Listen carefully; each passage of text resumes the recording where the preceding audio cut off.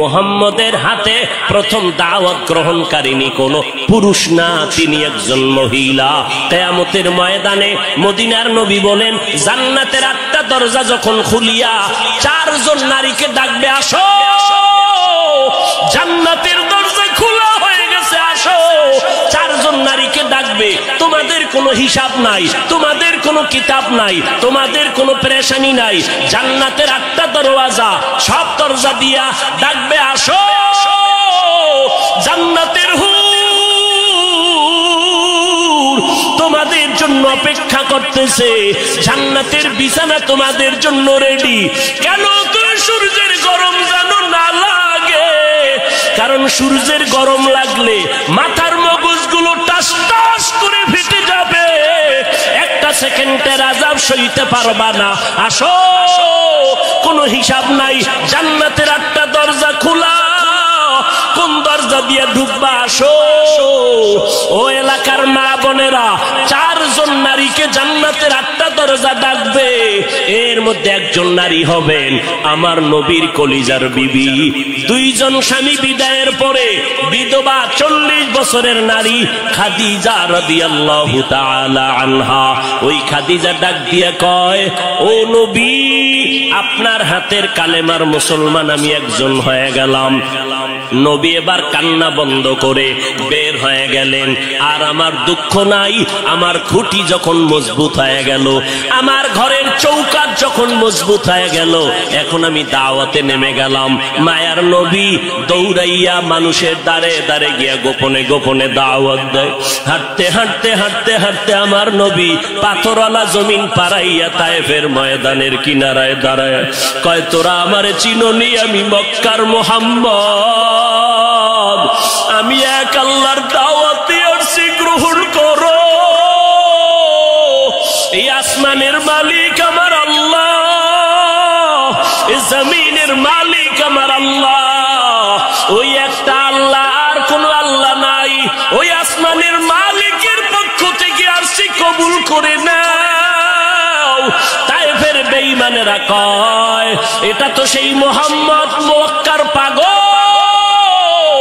বাচ্চাদের ডেকে বলে, পাথর মেরে মেরে মুহাম্মদের তাড়াইয়া দাও। যেই নবীর শরীরের মধ্যে মশামাছি পড়া হারাম, মেঘের খণ্ড ছায়া দেয়, আমার নবী যেন কষ্ট না পায়। ওই শরীরের মধ্যে কাফেরের গোলামেরা এমন বৃষ্টির মতো পাথর মারতেছে, পাথর পরে পরে নবীর শরীর থেকে রক্ত প্রবাহিত হইয়া জুতা আটকাইয়া গেল। মায়ার নবী কান্না করেন, আর কদম বাড়াইয়া বাড়াইয়া মক্কার দিকে রওনা হলে, আবার যত দূর যায় আবার তায়েফের জমিনের দিকে তাকায়। আর আমার মায়ার নবী চোখের পানি ছেড়ে কান্না করে আর বলে, ও দয়ার মালিক, তুমি একটু এদের দিলে রহম দাও। আল্লাহ সাথে সাথে জিবরাইলের পাঠায় দিয়া কয়, জিবরাইল, আমি আমার নবীর কান্না সইতে পারি না, যাও যাও। মুসা নবী আমার আশিক, ঈসা নবী আমার আশিক, ইব্রাহিম আমার আশিক, আর আমি আল্লাহ নিজে মুহাম্মদের আশিক। আমার নবীর কান্না সইতে পারি না, জলদি করে যাও রে জিবরাইল। নবীর অনুমতি নিয়া তায়েফের জমিন উল্টাইয়া তায়েফের মানুষগুলো ধ্বংস করে দাও।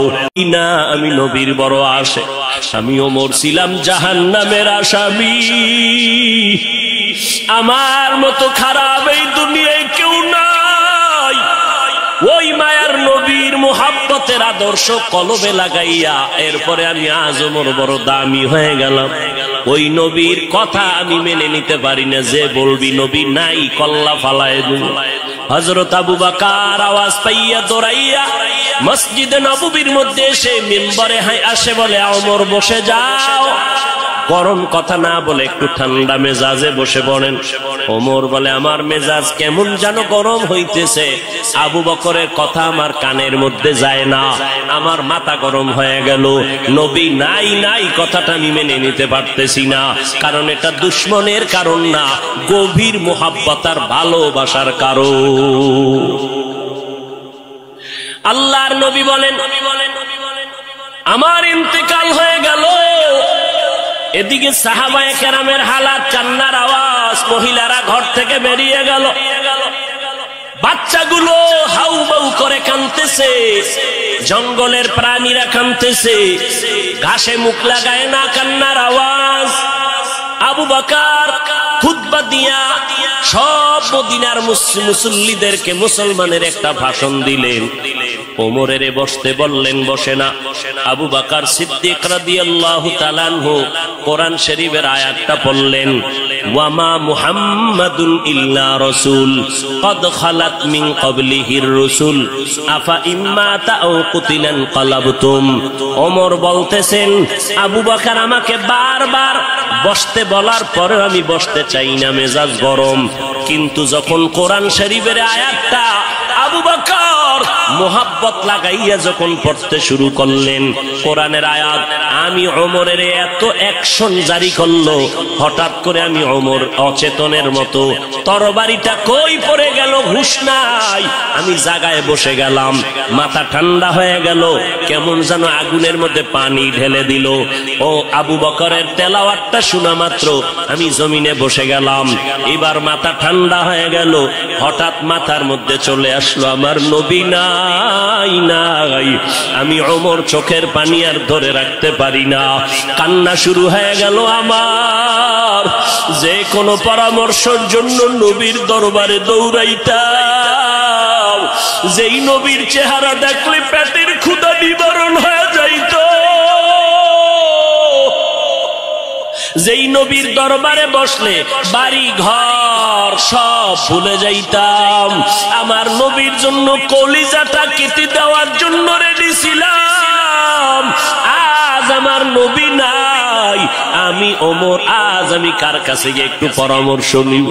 আমার মায়ার নবী, যেই নবী একটু হাসি দিলে মনে হয় যেন মুক্তার দানার মতো হাসিটা ফুটতেছে, যেই নবীর চেহারা দেখলে শুধু দেখতেই মনে চায়, পেটে কোনো ক্ষুধা নাই, যেই নবীর মোহাব্বত মেশকের ঘেরান তার ঘাম, যেই নবী রাস্তা দিয়া হাঁটলে দুপার্শ্বের গাছ নত হইয়া নবীরে সালাম জানায়, যেই নবীর শরীরের মধ্যে মশা মাছি পড়া হারাম ছিল, ওই নবী আজ নাই।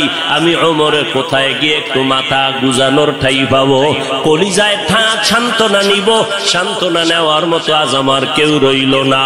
কান্নার আওয়াজ চলতেছি। ও নবীর আশেকের দলেরা, আমার নবী এই রবিউল আউয়ালে কি নিয়ে আসলেন আর কি রেখে বিদায় নিলেন? তার দুইটা জবাব। এক নাম্বার জবাব, আমার নবী আসলেন উত্তম আদর্শ নিয়া। কোন জমিনে? বলে মক্কার জমিনে। কেমন হালাত? বলে মক্কার মানুষের মতো বদমাশ, জালেম, চরিত্রহীন মানুষ সারা দুনিয়াতে আর কোথাও ছিল না। এই মানুষগুলো এত খারাপ, বাইতুল্লাহর ভেতরে 360টা মূর্তি টানানো, আবার এই বাইতুল্লাহর চারপাশে এই মক্কার চরিত্রহীন নারী পুরুষেরা উলঙ্গ হইয়া তাওয়াফ করে একসাথে, নারী পুরুষ। এরপরে নারীদেরকে পছন্দ করে না, কন্যাদেরকে জ্যান্ত দাফন করে দেয়। এই যুবক যুবতী অবাধে চলে, যৌবনের আদান প্রদান করে। মক্কার মানুষ এত খারাপ, নারীদেরকে হত্যা করে দেয়। বিধবা নারীদের কোনো দাম নাই, কন্যাদের কোনো দাম নাই। আমি পয়গম্বর এমন এক আদর্শ নিয়ে মক্কায় আসলাম। আমার আদর্শ যখন গ্রহণ করা শুরু করলো, মক্কার খারাপ মানুষ এত দামি মানুষে পরিণত হয়ে গেল। আমার আল্লাহ একদিন ডেকে বলেন, ও নবী, খবর শুনেন, আপনাকে নতুন এক সংবাদ দিলাম। অমুক অমুক অমুক অমুক সাহাবী, এদের নামে আমি আল্লাহ ফাইনাল সিদ্ধান্ত করে মরণের আগে আমি আল্লাহ জান্নাতের টিকিট দিয়ে দিলাম। আমার নবীর আদর্শ গ্রহণ করে 10 জন সাহাবা জান্নাতের টিকিট পেয়ে গেলেন। আবু বকর, ওমর, ওসমান, আলী সহ 10 জন রাদিয়াল্লাহু আনহুম আজমাইন। এরে নবীর আশিক, এই রবিউল আউয়ালে আমার নবী আদর্শ নিয়ে আসলেন। কই? আজকে সেই নবীর আদর্শ মুসলমানের সন্তানের ভেতরে নাই। আমার নবীর রেখে যাওয়া আদর্শ হিন্দু ভাইয়েরা কখনো পালন করবে না, আমার নবীর আদর্শ খ্রিস্টানেরা পালন করবে না, আমার নবীর সুন্নতের আমল ইহুদিরা করবে না, আমার নবীর সুন্নতের আমল কোন বৌদ্ধ ধর্মের মানুষেরা করবে না, আমার নবীর রেখে যাওয়া সুন্নতের আমল করবে একমাত্র নবীর আশেক মুসলমানেরা। কিন্তু কপাল কেন খারাপ, এত বয়ান হচ্ছে, ফজরের পরে বয়ান, জহুরের পরে বয়ান, আসরের পরে বয়ান, মাগরিবের পরে বয়ান, 12টা মাস বয়ান চলছে বক্তাদের, পীর সাহেবদের বয়ান, আল তাবলিগওয়ালাদের বয়ান, জুমার দিন খতিব সাহেবদের বয়ান। এত বয়ানের পরেও কেন মানুষের দাড়িটা লম্বা হয় না? মদিনাওয়ালা নবীর তরিকায় কেন বান্দা টুপি মাথায় পড়ো না? আজকে নবীর তরিকারে জবাই করিয়া কেন বেঈমানের পা চাটা গোলাম হইয়া চুলগুলো কেটে কেটে ইন্দুর আর বান্দর হয়েছ রে বাবা? বল, আমার নবীর তরিকার মধ্যে কি চুল কাটার নিয়ম নাই? আমার নবীর তরিকায় নখ কাটার নিয়ম আছে। আমার নবীর আদর্শে জুতা কেমনে পরবা সেখানেও নবীর আদর্শ আছে, জুতাটা কেমনে খুলবা সেখানেও নবীর আদর্শ আছে। আমার নবীর কেমন পাওয়ারফুল আদর্শ, এমন আদর্শ জমিনে আর কারো নাই। অমুকের আদর্শের সৈনিক আমরা, আল্লাহর কসম এই জমিনে যত মানুষের আদর্শ আছে, আব্রাহাম লিঙ্কনের আদর্শ, মাও সেতুনের আদর্শ, লেনিনের আদর্শ, কালমার্সের আদর্শ, এক কথায় সব দুনিয়ার মানুষের আদর্শগুলো নাপাক, একমাত্র মদিনাওয়ালা নবীর আদর্শই হলো পাক। সমস্ত মানুষের আদর্শ নাপাক, মদিনার নবীর আদর্শ কেন পাক? দুনিয়ার মানুষের আদর্শ নাপাক হওয়ার কারণ তার চোখ দুইটা নাপাক, তার হাতটা নাপাক, তার দেমাগ নাপাক। কারণ আমি নাপাক কেন? বক্তা হইয়া চেয়ারে বসে মজার মজার বয়ান দিলাম, কিন্তু এই এলাকার মানুষ জানে না আমার হাতটা কি পরিমাণ গুনার কাজ করেছে, আমার জবানটা কি পরিমাণ অপরাধ করলো, আমার চোখ দুইটা কি পরিমাণ অন্যায় করেছে। এই এলাকার মানুষ যদি জানতো, আমার চেয়ারে বসে বয়ান করার সুযোগ দিত না। আল্লাহ কয়, বান্দা আমি তোর সম্মানটারে নষ্ট করি নাই, কারণটা কি জানো? তুই বড় আলেম এই জন্য না, তোর বডির মধ্যে আছে পয়গম্বরের আদর্শ, আর তুই মুহাম্মদের উম্মত হওয়ার কারণে তোর ইজ্জত নষ্ট করি নাই। নষ্ট তো করি নাই, আমি আল্লাহ তোরে আবার ডাক দিলাম, তওবার দরজায় আইসা যদি 2 ফোঁটা চোখের পানি ছেড়ে আমি আল্লাহকে একবার আল্লাহ বলে ডাক দাও, লাব্বাইক বলে যদি তুই হাজিরা দাও, আমি আল্লাহ তোর জীবনের সব গুনাহগুলো মাফ করে দিব। কারণ আমি চাই না আমার মায়ার নবীর উম্মতেরা জাহান্নামে যাবে, কারণ একটা সেকেন্ডের আযাব আমার কোনো বান্দা সহ্য করার শক্তি হবে না। আম্মা জান আয়েশা বলেন, একদিন দেখি আমার মায়ার নবী আমার হুজরায় বসে গুনগুন গুনগুন করে কান্না করেন। আমি আয়েশা বললাম, নবী আমার কোনো ভুলের কারণে আপনি কাঁদেন, আমার কোনো ব্যবহারে কষ্ট পাইয়ে আপনি কাঁদেন নাকি? মায়ার নবী কয়, না না আয়েশা, তোমার ব্যবহারের কারণে কাঁদি না, আমি কান্না করি হাসরের ময়দানের কথা মনে পড়ে গেছে রে আয়েশা। ওই হাসরের ময়দানটা কেমন ভয়ঙ্কর হবে, ওই কথা মনে পড়ে যাওয়ার কারণে আমি কান্না করি। ও নবীর উম্মতেরা, আমার নবীর আদর্শ দেখিয়া মক্কার মানুষ দলে দলে কালেমা পড়ে নবীর সৈনিক হয়ে যায়। আমার নবীর কেমন আদর্শ! নবী রাস্তা দিয়ে হাঁটে, যেখানে কদম দেয় ওখান থেকে দীর্ঘদিন মেশকের ঘেরান আসতেছে, নবীর ঘাম থেকে মেশকের ঘেরান পাওয়া যায়। আমার নবী হাঁটতেছেন রাস্তা দিয়া, বারবার সালামের আওয়াজ শোনা যায়। সাহাবায়ে কেরাম বলেন, মানুষ নাই, সালামের আওয়াজ কোথা থেকে শোনা যায়? নবী বলেন, ও সাহাবায়ে কেরাম, আমি মুহাম্মদের সুসংবাদ পাইয়া জঙ্গলের হরিণ আমারে সালাম দিয়েছে, জঙ্গলের বাঘ আমারে সালাম জানিয়েছে, জঙ্গলের প্রাণীরা আমারে সালাম দেয়। আমার নবীর শরীরের মধ্যে মশা মাছি পড়া হারাম। আরবের মানুষ তাকায় দেখে মুহাম্মদ যেদিকেই যায় একটা মেঘের খণ্ড তার মাথার উপরে। কেন? সূর্যের গরম জানো নবীর শরীরে লেগে কষ্ট না দেয়, মেঘের খণ্ড ছায়া দেয়। আমার নবীর শরীরে মশা পড়ে না, মাছি পড়ে না, নবী কষ্ট পাবে। সেই নবী আমার এই উম্মতের আদর্শ বাস্তবায়নের জন্য পেটে পাথর বেঁধে কালেমার দাওয়াত দিলেন। আমার নবী মা হারা ইয়েতিম, বাবা হারা ইয়েতিম। নবী বলে আমি দুনিয়াতে এসে একবার আব্বা বলে ডাক দিতে পারি না। এর উম্মতেরা 6 বছরে মা হারায় ফেললাম, 8 বছরে আমার দাদাকে হারায় ফেললাম। আমার আরবের মধ্যে কেউ নাই, চারদিকে আমার দুশমন। আমি কালেমার দাওয়াত নিয়ে কোথায় যাব? আমি ঘরের মধ্যে বসে কাঁদতেছি। ওই সময় আমার এক আপন, আরবের মধ্যে আর আপন আমার কেউ ছিল না। 2 জন স্বামী বিদায়ের পরে একজন নারী 40 বছরের বিধবা নারী খাদিজা। আমি মুহাম্মদ 25 বছরে তাকে বিয়া করে নিলাম। আল্লাহর আদালতে অনুমতি নিয়ে বিয়া করে ফেললাম। ওই খাদিজা আমার কান্নার কারণ জিজ্ঞেস করলেন, নবী কেন কান্না করেন? ও খাদিজা কান্দি কেন? আল্লাহ আমাকে কোরআনের আলো দান করেছেন, আমি এখন কালেমার দাওয়াত দিব, আমার এই দাওয়াতকে গ্রহণ করবে। আমার ঘরে বাইরে চতুর্পার্শ্বে দুশমন, আমি কার কাছে দাওয়াত নিয়ে যাব? আম্মা জান খাদিজা চিৎকার দিয়া বলে, নবী কোনো পেরেশান হবেন না।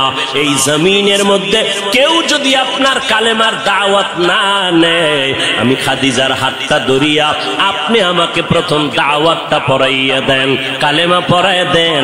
এই জমিনে মরিয়াও যদি যায়, ইতিহাসের পাতায় থাকবে মুহাম্মদের হাতে প্রথম দাওয়াত গ্রহণকারিনী কোনো পুরুষ না, তিনি একজন মহিলা। কিয়ামতের ময়দানে মদিনার নবী বলেন, জান্নাতের 8টা দরজা যখন খুলিয়া 4 জন নারীকে ডাকবে, আসো জান্নাতের দরজা খোলা হয়ে গেছে, আসো। 4 জন নারীকে ডাকবে, তোমাদের কোনো হিসাব নাই, তোমাদের কোনো কিতাব নাই, তোমাদের কোনো পেরেশানি নাই। জান্নাতের 8টা দরওয়াজা, সব দরজা দিয়া ডাকবে, আসো জান্নাতের হুর তোমাদের জন্য অপেক্ষা করতেছে, জান্নাতের বিছানা তোমাদের জন্য রেডি। কেন? সূর্যের গরম জানো না লাগে, কারণ সূর্যের গরম লাগলে মাথার মগজগুলো টাস টাস করে ফেটে যাবে, একটা সেকেন্ডের আযাব সইতে পারবা না। আসো, কোনো হিসাব নাই, জান্নাতের 8টা দরজা খোলা, কোন দরজা দিয়ে ঢুকবা? আসো। ও এলাকার মা বোনেরা, 4 জন নারীকে জান্নাতের 8টা দরজা ডাকবে, এর মধ্যে একজন নারী হবেন আমার নবীর কলিজার বিবি।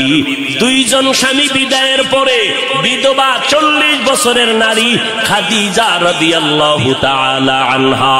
ওই খাদিজা ডাক দিয়ে কয়, ও নবী, আপনার হাতের কালেমার মুসলমান আমি একজন হয়ে গেলাম। নবী এবার কান্না বন্ধ করে বের হয়ে গেলেন। আর আমার দুঃখ নাই, আমার খুঁটি যখন মজবুত হয়ে গেল, আমার ঘরের চৌকাঠ যখন মজবুত হয়ে গেল, এখন আমি দাওয়াতে নেমে গেলাম। মায়ার নবী দৌড়াইয়া মানুষের দ্বারে দ্বারে গিয়া গোপনে গোপনে দাওয়াত দেয়।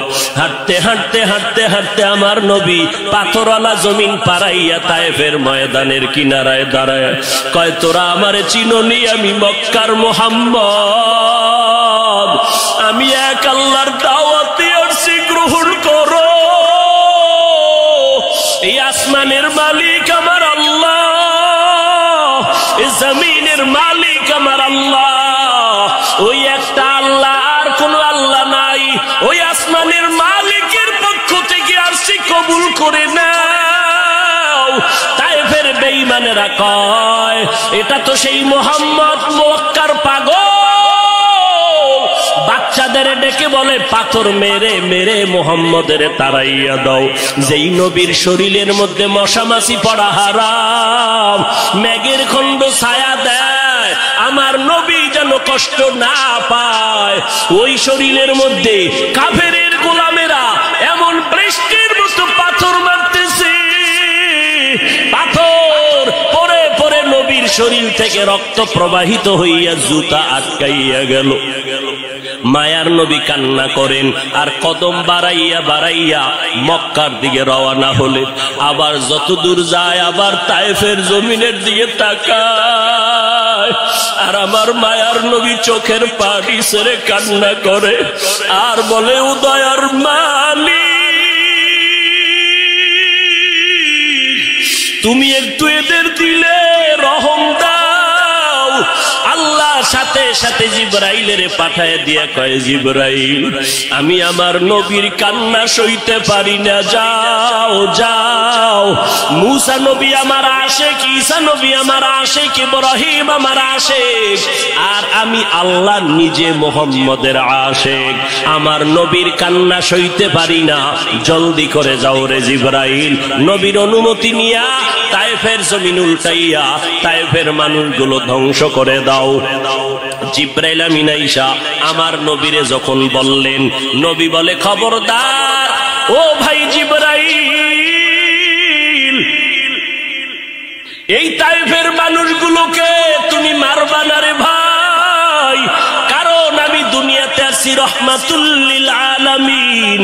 আজকে ওরা আমাকে চিনে না, এই জন্য আমারে পাথর মেরে তাড়ায় দেয়।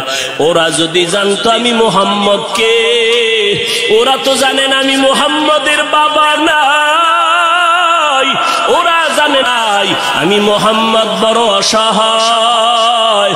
ওরা যদি জানতো আমারে মোহাব্বত করে ওরা আদর করত, পাথর মারতো না। ওরা চিনে না, এই জন্য আমাকে পাথর মেরে তাড়ায় দিতেছে। একদিন যদি কবুল করেন আমার আল্লাহ, ওদের দ্বারা কালেমার খেদমত হবে জমিনের ভিতরে, ওদেরকে মারা যাবে না। ও জিবরাইল, এদের উপরে কোনো আঘাত করিও না। আমার মায়ার নবী রক্ত পড়ে জুতা আটকায় গেল। আম্মা জান আয়েশা রাদিয়াল্লাহু আনহা বলেন, ও মুসলমান নবীর আশিক, আমার নবী আদর্শ কায়েমের জন্য রক্ত ঝরাইলেন, পেটে পাথর বাঁধলেন। ও নবীর উম্মতের দল, আজকে সেই নবীরে গালি দেওয়া হয়, ওই নবীর অপরাধী বলা হয়। তুমি নবীর আশিক উম্মতেরা চুপ কেমনে থাকো রে বাবা?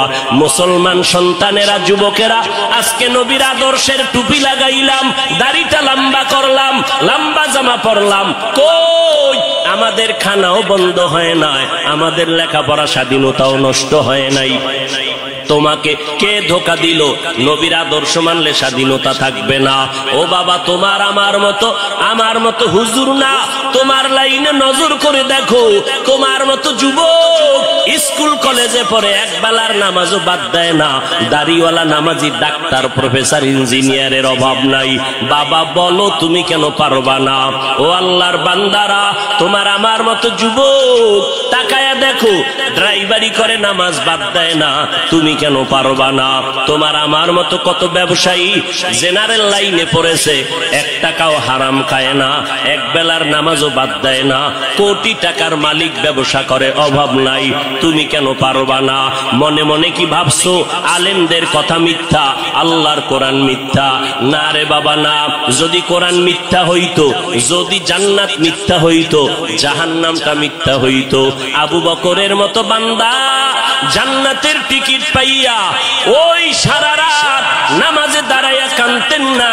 মায়ার নবী বলেন, ও আবু বকর কেন কাঁদেন? বলে, হাসরের ময়দানের ভয়ঙ্কর হালাতের কারণে আমি কান্না করতেছি। আম্মা জান আয়েশা বলেন, নবী যখন কান্না করেন, আমি বললাম, নবী কাঁদেন কেন? নবী বলেন, হাসরের ময়দানের কঠিন হালাতের কথা মনে পড়ে গেল। কেমন কঠিন হালাত হবে নবী? আম্মা জানকে আল্লাহর নবী বলেন, আয়েশা, কিয়ামতের ময়দানে মানুষগুলো সব উলঙ্গ দাঁড়াবে। আল্লাহ পাক রব্বুল আলামিন ওই সিরিয়ার জমিনের মধ্যে বসে কাহ্হারিয়াতের সাইনবোর্ড লাগায়া বলবেন, লিমানিল মুলকুল ইয়াউম। আল্লাহ পাকের কুদরতের আওয়াজটা যখন হবে, হাসরের ময়দানটা থরথর করে কেঁপে উঠবে। ওদিকে আল্লাহ বলবে, সূর্য তুই কই? নিচে নেমে আসো। আম্মা জান আয়েশাকে নবী বলেন, ও আয়েশা, ওই হাসরের ময়দানে সূর্যটা যখন নিচে নেমে আসবে, সূর্যের গরমে মাটির জমিনটা পুড়ে হবে তামা। ওই সময় এমন ভয়ঙ্কর অবস্থা, অপরদিকে জাহান্নামের আওয়াজ। জাহান্নাম বলবে, ও দয়ার মালিক, গুনাহগার গুলো আমার পেটের ভেতরে দাও, আমার পেটে ক্ষুধা লাগছে, তাড়াতাড়ি গুনাহগার গুলো দাও। আল্লাহর নবী বলে, আয়েশা, ওই হাসরের ময়দানে যেই নবীদের কোনো গুনাহ নাই, একজন নবীরও কোনো অপরাধ নাই, কিন্তু সেই নবীরা হাসরের ময়দানের ভয়ঙ্কর হালাত দেখিয়া উম্মতেরে ভুলে যাবে, নিজেদেরকে বাঁচানোর জন্য হাউমাউ করে কাঁদবেন আর নাফসি নাফসি নাফসি বলে কাঁদবেন। মুসা নবী উম্মতেরে ভুলিয়া নিজেকে বাঁচানোর কান্না করবেন, আদম নবী কান্না করবেন নাফসি বলে। আম্মা জান আয়েশা বলেন, নবী ওই হাসরের ময়দানে আপনি কি করবেন? মায়ার নবী কাঁদেন আর বলেন, আয়েশা, ওই কঠিন সময় আমি মাওলার কাছে সিজদায় পড়ে কাঁদবো। ওই সময় আমি আমার নিজের জন্য চিন্তা করব না, আমি কেঁদে কেঁদে বলবো, আমার উম্মত গুলো কই? ও আল্লাহ, আমার উম্মত গুলো জান্নাতে দাও। একটা উম্মত জাহান্নামে গেলে আমি মুহাম্মদ জান্নাতে যাব না রে আল্লাহ।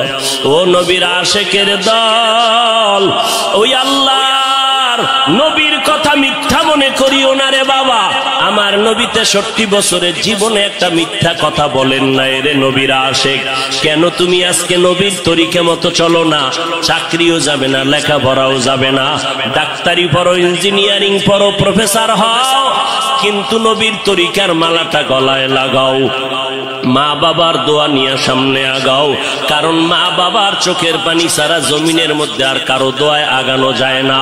আজকে মা বাবার চোখের পানিতে চেয়ারে বসলাম, তুমি টাকা পয়সা বাড়ি গাড়ির মালিক, মা বাবার চোখের পানির কারণে পরীক্ষায় ভালো নাম্বার পেয়েছো মা বাবার দোয়ার কারণে। ওই মা বাবার দোয়া নিয়ে তওবা করো আর নবীর সুন্নতের মালা গলায় লাগাও, উলামায়ে আহলে হকের পরামর্শ নিয়ে আগাও। কারণ গুনাহগার হইয়া কবরে গেলে উপায় নাই, গুনাহগার হইয়া হাসরের ময়দানে দাঁড়াইলে উপায় নাই। ওসমান রাদিয়াল্লাহু তাআলা আনহু কবরের কিনারা দিয়ে গেলে হাউমাউ করে কান্না করতেন। ওমরে ফারুক দরজা লাগায় কান্না করেন, কবরে কেমনে একা থাকবো, আমি গুনাহগার হয়ে যদি ধরা পড়ে যাই আল্লাহর কাছে আমার উপায় নাই। আবু বকর নামাজে দাঁড়ায় কাঁদেন, হাসরের ময়দানে যদি আল্লাহ আমার আমল পছন্দ না করেন, সাথে সাথে অর্ডার হয়ে যাবে, জাহান্নামের হ্যান্ডকাপ হাতের মধ্যে লাগায়া দাও। ওই সময় জাহান্নামের আগুনের তাপে পেটের নাড়ি ভুঁড়িগুলো পায়খানার রাস্তা দিয়া পড়তে থাকবে। ওই জাহান্নামের আযাব একটা সেকেন্ডের জন্য সহ্য করার ক্ষমতা কারো হবে না। এই রবিউল আউয়াল থেকে তওবা করো রে বাবা। ও যুবক, ও বৃদ্ধ বাবাজি, পর্দার আড়ালের আম্মা জানেরা, আল্লাহর দরবারে তওবা করেন। আজকে আমি বক্তা, আপনারা শ্রোতা, এই পরিচয় কিন্তু মরণকালে কোনোটাই থাকবে না রে বাবা। সাদা কাফনের প্যাকেটটা যখন হয়ে যাবে, কে আলেম কে মূর্খ, কে ধনী কে গরিব, কে ছাত্র কে শিক্ষক, কোনো ভেদাভেদ থাকবে না। ওই সাদা কাফনের প্যাকেট বানাইয়া অন্ধকার কবরে রেখে সবাই চলে যাবে। ওই কবরে 3টা প্রশ্ন আমাকেও করা হবে, আপনাকেও করা হবে। জবাব যদি দিতে না পারি, মদিনার নবী বলেন, সাথে সাথে কবরের সাথে জাহান্নামের দরজা খুলে যাবে। ও আল্লাহর বান্দারা, আজকে দুনিয়াতে সূর্যের গরম সহ্য করতে পারি না, জাহান্নামের আগুন কেমন করে সহ্য করবা?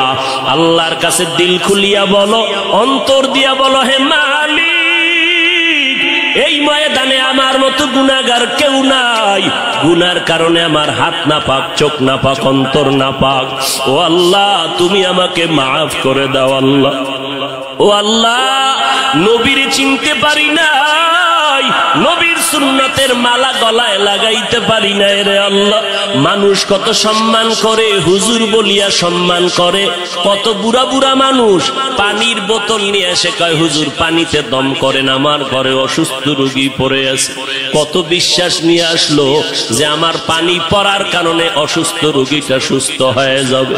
কিন্তু ওই লোকটা জানেন আমি কত বড় গুনাহগার। আমার গুনার খবর যদি জানতো, কেউ আমার কাছে এসে পানির জন্য দাঁড়ায় থাকতো না রে আল্লাহ। ও আল্লাহ, আপনি জানেন আমি কত বড় অপরাধী, আমার গুনার খবর আমার মা বাবা ভাই বোনেরা কেউ জানে না, আপনি জানেন রে আল্লাহ। জানার পরেও তো রাগ করিয়া পানি বন্ধ করেন নাই, বাতাস বন্ধ করেন নাই। আজকে এই ময়দানের মধ্যে মনে হয় আমার মতো গুনাহগার কেউ নাই। তওবার নিয়ত করে ফেললাম রে আল্লাহ, জীবনে আর নামাজ ছাড়বো না, বেপরদায় চলবো না, আর মা বাবাকে কষ্ট দিব না, উলামায়ে আহলে হকের বিরুদ্ধে যাব না। আল্লাহর কাছে তওবার নিয়ত যদি করে দুফোঁটা চোখের পানি ছেড়ে দাও, আল্লাহ বলেন আমি সাথে সাথে তোমার জীবনের গুনাহগুলো মাফ করে দিব। ও আল্লাহর বান্দারা, চোখের পানি নাই, গুনার কারণে দিলটা পাথর হয়ে গেল, আল্লাহর মোহাব্বত নাই, চোখে পানি নাই। আল্লাহর কাছে তৌফিক চাও রে আল্লাহ, কান্নাওয়ালা চক্ষু দান করে দাও, জিকিরওয়ালা জিহ্বা দান করো, আখিরাতের ফিকিরওয়ালা কলব দান করো।